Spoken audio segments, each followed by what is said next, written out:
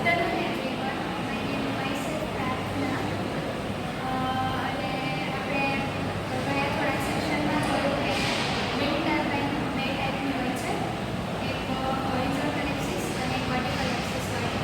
તો એના વિશે તમને તો ખ્યાલ આવી જ ગયો હશે કે એ શું છે, કેવી રીતે ઓપરેટ થાય છે, એના ફંક્શન શું છે.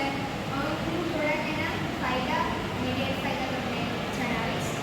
તો પહેલાં સેલોનિયસ વિન્ડ ટર્બાઇન. તો એ એક સાદી અને સસ્તી પવનચક્કી છે. તે એસ આકારના બે અડધા ડ્રમ જેવા બ્લેડ વાળી હોય છે. જ્યારે પવન એ બ્લેડ પર સીધો અથડાય છે ત્યારે તેને ધક્કો લાગે છે અને તે ફરે છે, 360 રોટેટ અને ડ્રેગ ફોર્સ કહે છે તેને. એટલા માટે તેની કાર્યક્ષમતા ઓછી છે. તે 15 થી 20